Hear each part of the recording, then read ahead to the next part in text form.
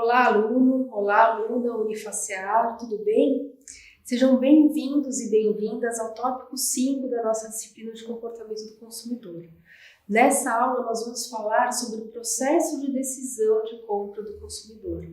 Então, nós vamos entender todos os fatores situacionais que impactam o consumidor desde o momento em que ele reconhece uma necessidade, passando pela busca de informação, a avaliação de alternativas, até efetivamente a decisão de compra.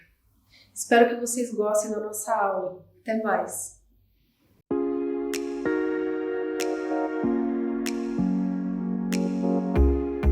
Para entender o comportamento do consumidor, é necessário não somente analisar a relação dele com o produto, a atitude, informação, envolvimento, etc., mas também a situação em que a compra está sendo realizada. A influência situacional é composta pelos fatores que decorrem do local e da situação do consumo.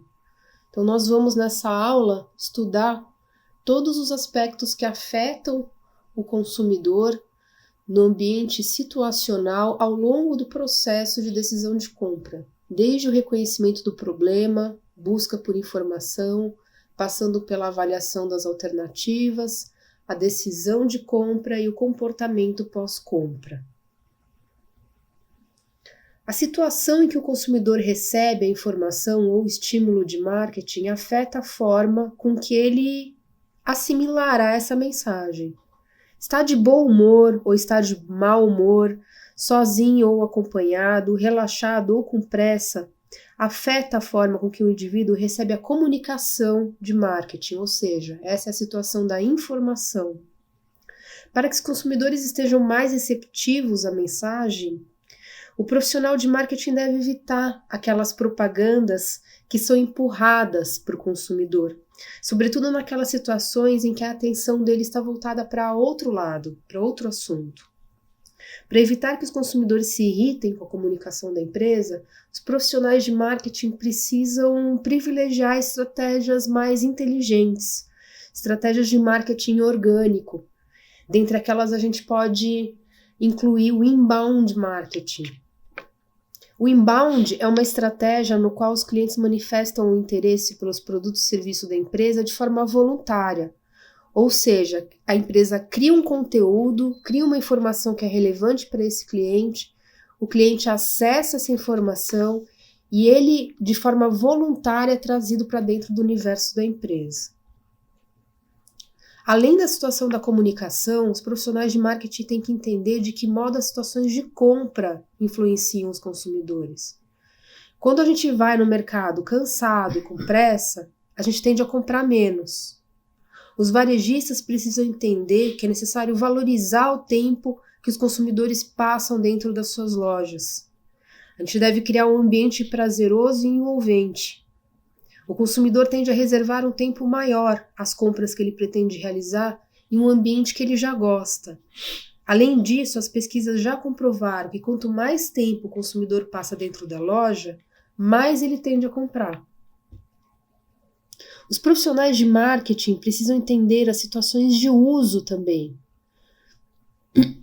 para as quais os seus produtos são ou podem se tornar mais adequados. Dessa forma, podem estimular os sentidos do consumidor por meio da representação das situações de uso. Então, a gente coloca o produto em um cenário que remete à experiência de consumo. Com isso, a gente cria, uma associação a partir de diversos sentidos, uma experiência multissensorial. Então, por exemplo, nos supermercados, os vinhos sempre são estrategicamente posicionados ao lado dos queijos, para justamente remeter à situação em que o vinho é consumido. Quanto ao processo de decisão de compra, ele pode variar consideravelmente conforme a situação da compra e o nível de envolvimento do consumidor em relação ao produto. O envolvimento com a compra pode ser definido como o nível de interesse do consumidor em relação à compra de determinado produto ou serviço. Nós já falamos anteriormente sobre alto envolvimento e baixo envolvimento. Compras de baixo envolvimento geralmente passam por uma busca limitada de informação e são realizadas em um curto período de tempo. Já as compras de alto envolvimento requerem uma busca prolongada de informação e de alternativas, e elas levam mais tempo para serem definidas. As compras de alto envolvimento referem-se àquelas compras de produtos ou serviços que refletem o status social do indivíduo, seu estilo de vida, o autoconceito ou mesmo a participação no grupo de referência. Existem 3 tipos de decisão de compra, basicamente, que podem variar justamente conforme o nível de envolvimento do consumidor com a compra. A tomada de decisão nominal, é a primeira que a gente tem aqui à esquerda, que é típica das compras repetidas. Esse processo de decisão tende a ser rápido quando as compras são de baixo envolvimento ou quando se tratam de compras repetidas. Então a gente não passa de uma forma tão pausada por todas as etapas do processo de decisão de compra. É um processo mais rápido no caso de uma tomada de decisão nominal. A tomada de decisão limitada é um pouco mais complexa do que a tomada de decisão nominal, né? Existem mais alternativas a serem consideradas, mesmo que o tempo de escolha não seja tão prolongado. E por fim, nós temos a tomada de decisão estendida. Por quê? Porque ela requer mais tempo na conclusão de cada etapa, devido ao envolvimento elevado. Então, compras mais complexas, como imóveis, automóveis, computadores pessoais, itens complexos, né, frequentemente são comprados a partir de uma tomada de decisão estendida, ou seja, que leva mais tempo para ser concluída. A primeira etapa do processo de decisão de compra é justamente o reconhecimento do problema. O reconhecimento do problema ele surge quando o consumidor percebe uma distância entre o estado irreal dele, do que ele está vivendo atualmente, e o estado ideal das coisas, ou seja, aquilo que ele gostaria de estar vivendo. Ok? Um desconforto físico, por exemplo, como fome, desperta o reconhecimento dessa distância entre o estado atual, né, com fome, e o estado ideal, ou seja, da pessoa que já se sente saciada. Os desconfortos emocionais, por outro lado, eles são mais difíceis de serem reconhecidos e de serem equacionados, e eles servem de gatilho para a compra de uma ampla variedade de produtos. Os estímulos internos ou externos podem ser o gatilho que leva os consumidores a perceberem a distância entre o estado atual e o estado ideal das coisas. Estímulos internos são estados de desconforto que podem ser tanto físicos ou emocionais. Já os estímulos externos são sugestões. São estímulos de marketing que levam o consumidor a conscientizar-se de determinado problema. Os estímulos externos são detectados pelo sistema nervoso periférico, ou seja, por meio dos nossos 5 sentidos, a visão, a audição, o tato, o paladar e o olfato. Propagandas que, por exemplo, devido ao uso do Photoshop, mostram pessoas perfeitas em situações igualmente idealizadas, tendem a nos influenciar, né? Influenciam a percepção dos consumidores, normalmente tornando-os mais insatisfeitos em relação ao estado físico e emocional atual. Também é importante a gente destacar que pessoas que sofrem de transtornos mentais ou de dores crônicas normalmente já se sentem mais insatisfeitas em relação ao estado atual das coisas. Então é sempre uma distância entre o estado real e o estado ideal das coisas. É isso que desperta o reconhecimento do problema. A busca de informação. O que você faria se a sua máquina de lavar roupa deixasse de funcionar? Eu acho que, em primeiro lugar, você provavelmente procuraria se lembrar de como você lidou com esse problema em situações anteriores, né, da última vez que isso aconteceu. Então, sempre que a gente recorre à nossa memória para solucionar um problema, nós estamos realizando uma busca interna de informações. Nesse caso, a gente pode ligar para assistência técnica na tentativa de solucionar o problema, ou, né, manutenção, conserto da máquina de lavar roupas. Entretanto, se essa busca interna não for suficiente para resolver o problema, ou se não houver conserto para a máquina de lavar roupas, você provavelmente recorrerá à busca externa para substituir a máquina por um modelo mais novo. Então, essa busca externa por informação ocorre sempre que a pessoa busca informações que não estão contidas na memória dela, né? Então, sempre que ela recorre à internet, às propagandas, às lojas, ou mesmo às páginas amarelas, né, para solucionar um determinado problema. Então, busca interna diz respeito àquela busca que a gente recorre à memória para solucionar um problema. E a busca externa é aquela que a gente busca informação externamente. Existe um terceiro tipo de busca, que é a busca externa contínua. A busca contínua ocorre quando não há o reconhecimento de uma necessidade. Ou seja, ela ocorre normalmente quando a gente está falando de um nível de envolvimento elevado duradouro. Então, os consumidores que possuem envolvimento elevado em relação a uma categoria de produtos geralmente buscam informações em relação àquela categoria de modo contínuo, mesmo que ela tenha acabado de comprar um produto, né? Ela está satisfeita, acabou de comprar um produto, mas porque ela se interessa por essa categoria de produtos, ela sempre vai se sentir atraída por informações que digam respeito a essa categoria de produtos. Tanto a busca interna quanto a busca externa servem ao objetivo básico de estabelecer critérios de avaliação, os critérios que a gente vai utilizar para avaliar produtos e serviços. Os profissionais de marketing, obviamente, querem que as pessoas, que os consumidores utilizem critérios de avaliação que se encaixam nos pontos fortes das suas marcas e seus produtos. Além de variar conforme o nível de envolvimento do cliente, a busca de informações também varia conforme o risco associado à compra do produto. Como assim existe risco associado à compra do produto? Sim, né? Existem alguns riscos aí que podem ser envolvidos, e compras que possuem um risco mais elevado tendem a ampliar o processo da busca por informação. Então, o que a gente pode observar de risco associado à compra? O primeiro deles é financeiro, né? O consumidor deseja obter o máximo de valor quando o preço do produto ou do serviço é mais elevado. Então, se o produto não corresponder às expectativas, o cliente vai acreditar que jogou dinheiro fora. Então, esse é o primeiro risco, dele achar que ele perdeu o dinheiro. O segundo risco é o de tempo. O consumidor deixa de se engajar em outras atividades para realizar aquela compra. Ele tem que dedicar algum tempo àquele processo. Então, se o produto não corresponder às expectativas, o cliente vai achar que ele perdeu tempo comprando aquele produto. Existe também um risco físico, né? A gente não quer comprar nenhum produto que faça mal à nossa saúde, uma compra errada, de um remédio, por exemplo. E por fim, a gente tem o risco social, né, pessoal? O consumidor não quer correr o risco de comprar alguma coisa e de parecer ridículo, né, em função de uma escolha mal feita.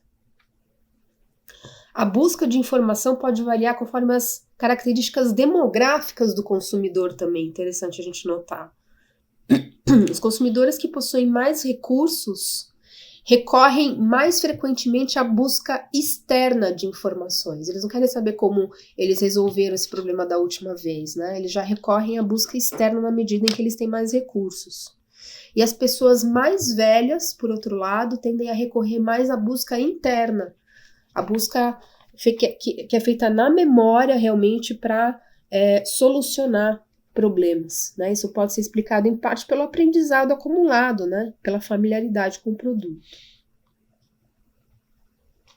Com relação à avaliação de alternativas.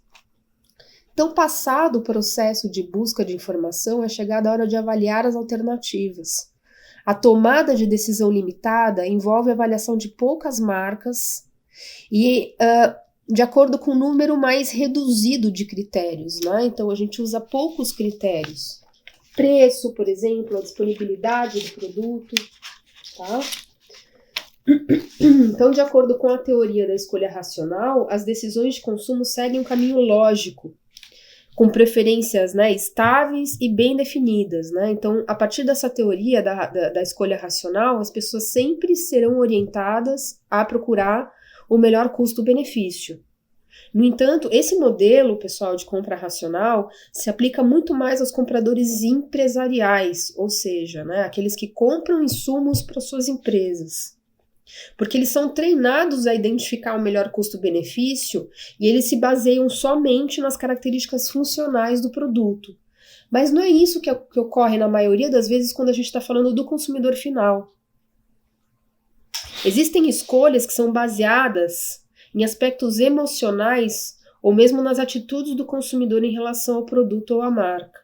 Grande parte das decisões emocionais envolve pouca ou nenhuma, né, consideração a respeito das funções específicas do produto, aquilo que nós já falamos, né? As pessoas compram produtos muito mais pelo que eles significam do que pelo que eles fazem, né, de fato. No entanto, a maioria das decisões envolve uma avaliação do provável desempenho do produto ou de mais dimensões que podem ser tanto funcionais quanto emocionais. Então, a gente pode considerar que para o consumidor final, né, ele considera argumentos que são racionais, mas ele é mais influenciado por argumentos que têm origem emocional. Então, na maioria das vezes, o que a gente observa em relação à avaliação de alternativas por parte do consumidor final é o modelo de decisão de compra misto, né, que mistura tanto o racional quanto o emocional. E muitas compras são orientadas no sentido do consumidor se apropriar dos atributos do produto. Então, por exemplo, antes de comprar um computador, você pode se preocupar com o custo, a velocidade da memória, o sistema operacional, o tipo de monitor e a garantia, que são só aspectos tangíveis e que influenciam sua decisão racional. Ou então você pode se preocupar com o custo, também com a velocidade, com a memória, mas também com o design e com o status que a marca proporciona. Um produto que é comprado para ser utilizado em uma situação social normalmente envolve a antecipação da reação das outras pessoas em relação ao produto, ou seja, as pessoas projetam, né? Elas projetam situações futuras de uso do produto e projetam os benefícios emocionais que esse produto poderá proporcionar a elas, né? Além disso, os critérios de avaliação podem variar, né, conforme o tipo e a importância do atributo. Então é necessário que os profissionais de marketing compreendam os critérios de avaliação, os critérios realmente, né, de avaliação dos clientes, os atributos-chave que os levam a decidir pela compra de um produto. Os profissionais devem orientar a empresa a projetar produtos e marcas que sejam melhores que os concorrentes exatamente nesses atributos mais valorizados pelo público. A regra da decisão lexicográfica parte do princípio de que o consumidor classifica os atributos, sejam eles racionais ou emocionais, em ordem de importância, e que ele seleciona a marca que tem o maior desempenho no atributo que ele considera mais relevante. Se duas ou mais marcas empatam nesse atributo que ele considera o mais relevante, ele passa então a avaliar atributos conforme o segundo ou terceiro nível de importância. Essa é a regra da decisão lexicográfica.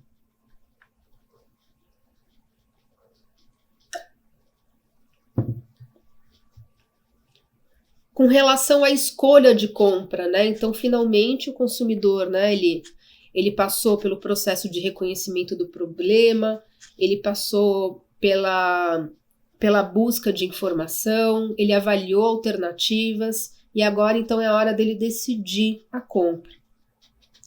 Então eles utilizam diferentes critérios, né, para escolher tanto a loja quanto as marcas. Os consumidores tendem a escolher primeiro a marca e depois a loja onde eles irão realizar a compra. Então, vamos supor que eu tenha feito, né, uma pesquisa pela internet para comprar um novo computador. Então, primeiro eu decidi o modelo desse computador e depois eu decido a loja, provavelmente pelo preço mais acessível ou pelas facilidades de pagamento. Entretanto, quando o consumidor é menos sensível ao preço, ele pode escolher primeiro a loja, por ser uma loja da sua confiança e onde ele sabe que ele vai encontrar o produto, e depois decidir entre as opções de marcas que a loja oferece. Então, por exemplo, se eu vou comprar uma roupa, né, quer dizer, não é uma compra tão cara, eu posso pensar em uma loja, por exemplo, que eu gosto, que eu sei que eu vou encontrar algumas opções e depois decidir, né, a marca que eu vou comprar. Então, da mesma forma que a gente avalia as marcas por diferentes dimensões, que envolvem esses atributos e benefícios racionais e emocionais, né, que elas nos proporcionam, a gente também avalia as lojas, né, da mesma forma. A localização também desempenha um papel importante na escolha da loja. Se as lojas que estão sendo consideradas por um consumidor empatam em diferentes aspectos, é bem provável que ele escolha a loja mais próxima. O tamanho da loja também pode influenciar. A menos que o consumidor esteja interessado em um serviço rápido, né, a tendência normalmente é ele buscar lojas maiores para encontrar mais variedade, para encontrar mais opções. E finalmente nós chegamos no comportamento pós-compra. Nem sempre os consumidores ficam satisfeitos após decidirem pela compra de um produto ou serviço. Decisões complexas ou que deixam os consumidores inseguros podem gerar um desconforto psicológico que a gente chama de dissonância cognitiva, de dissonância pós-compra. Então a dissonância tende a ser maior nos seguintes casos. Em primeiro lugar, quando o grau de compromisso é elevado, né? Ou seja, quando ele se comprometeu a comprar aquele produto e não é tão fácil assim devolver esse produto, comprando de um imóvel, né, por exemplo. Quando a compra é muito importante para o consumidor, quando há dificuldade de escolher entre alternativas, ou quando o nível de estresse e de ansiedade do consumidor é elevado. Então, nessas situações, a possibilidade de haver um desconforto pós-compra tende a ser maior. As compras de alto envolvimento tendem a ser mais complexas e elas também acabam levando à dissonância pós-compra. Para reduzir esse desconforto, os consumidores utilizam algumas estratégias. Se eu, por exemplo, comprei um produto, trouxe para minha casa e estou insatisfeita ou insegura com a escolha que eu fiz, normalmente eu vou perguntar a opinião de outras pessoas para que elas validem a escolha que eu fiz, né? Não, fica tranquila, você escolheu um bom produto, essa é uma boa marca, você fez a compra certa. As pessoas também tendem a ampliar os pontos fracos das alternativas que elas não escolheram, né? Então elas tendem a valorizar mais o produto que elas escolheram e a desvalorizar mais os produtos ou marcas que elas não escolheram.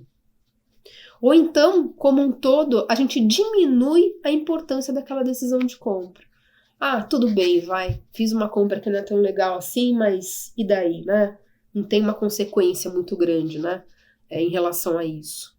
Então, da mesma forma que os consumidores elaboram estratégias para reduzir esse desconforto, as marcas também devem elaborar, né, ações para produzir ou mesmo tentar evitar a dissonância pós-compra.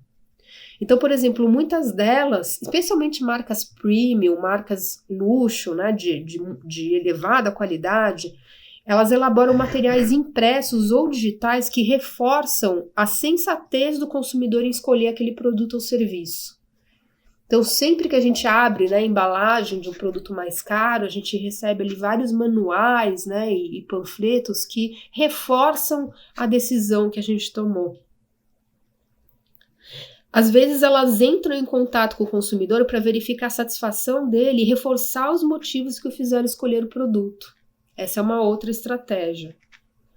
As marcas também podem simplificar o processo de devolução dos produtos e facilitar a desistência da compra. Então o consumidor pode se sentir menos culpado de realizar uma compra por impulso. E elas podem também estender a assistência técnica que foi contratada. Então, são diversas estratégias que podem ser tomadas aí pelas empresas como forma de reduzir esse desconforto pós-compra.